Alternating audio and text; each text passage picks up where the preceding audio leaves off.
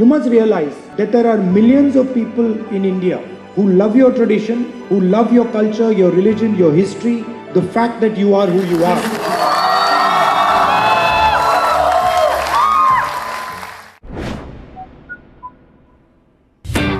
Welcome to Rahul Gandhi.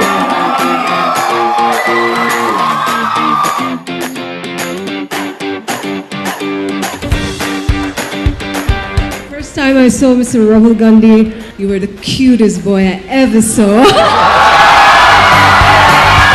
Thank you very much for inviting me here this evening. I have not come here as a professor. I've come here to understand from you what you expect. I've come here to listen to what your concerns are, what your worries are, so that I also have a sense of what the young people of Mizoram are feeling. Now I'm happy to take your questions. My question is, what are your thoughts on implementing common civil code for all citizens of India? What are your views on uniform civil code? There is talk of uniform civil code, but there is no documentation about what this civil code is, about what they are proposing. So until something is on the table, it is very difficult for me to comment on something that is in the air. But I will tell you that I am firmly committed to the idea that we are going to protect your right, your culture, your religion, your tradition. There is no compromise on that. I want to say one thing about it. If you are, for example, in Mizoram, you will think what is happening in Mizoram is very important and what is happening maybe nearby is not so important. But in the 21st century, everything is connected. For example, if global warming is taking place, the problem is actually somewhere else, but it is affecting Mizoram. In the same way, it's important for you to understand that a lot of the problems that you're facing, the problem also lies outside. I would like to ask you this question regarding your recent visit to Manipur. You have seen all the atrocities and the violation of human rights and also the violation of the constitution. That same constitution which your family have been preserving for generations. So can you give me an opinion from your visit, not from a political point of view, but from a humanitarian point of view? If you went to Manipur, there were now suddenly two Manipurs. One Meitei Manipur, another Kuki Manipur. And essentially, it is the result of a particular type of politics. Politics of anger, politics of division.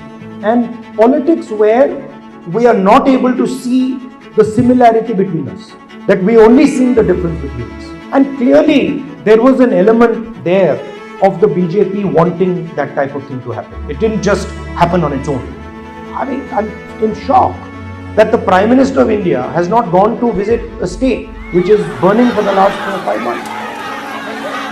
I think there's a space for love in politics. It's a strange thing. The word is never used. Have you ever heard a politician use the word love? Except me. Right? You use it every day.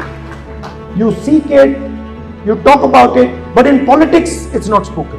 So I think that word needs to be introduced into the political language.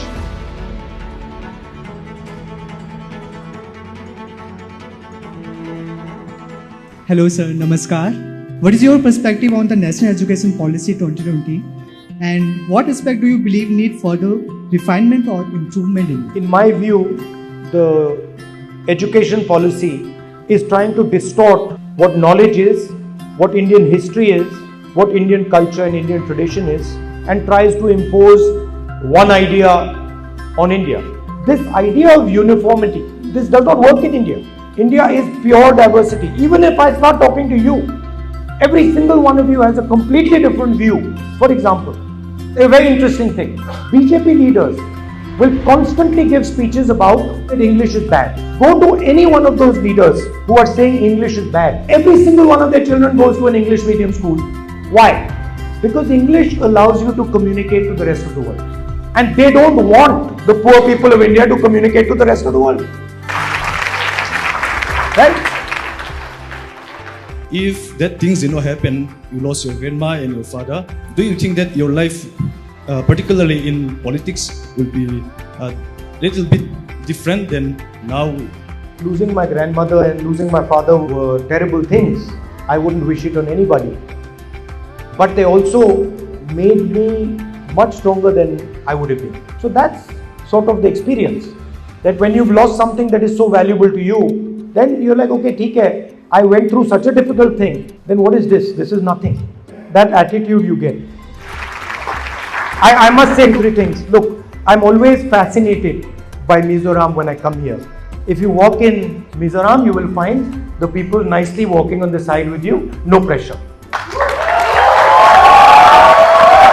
No, what I'm saying is why? Because you have a concept of space of the other person. You have a concept that look, there is another person here and I have to guarantee that person his space. I cannot just go and take his space. Respect that the other person also should have a space, should be allowed to live happily. That is inside your culture deep, that's in your DNA. And that's something that I learned from. And I understand many things from you. It's not just from you, your ancestors, your tradition, your history, the people who came before you.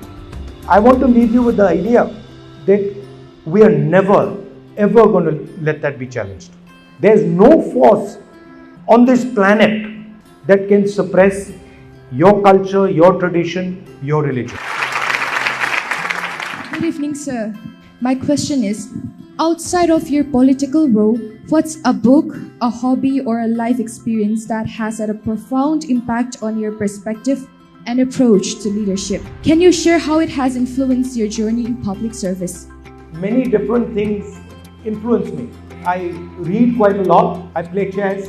I do martial arts. I don't sing. I'm not as good a singer as you are. Rahulji, I wish you that next time your visit will be after your prime ministership. Thank you very much.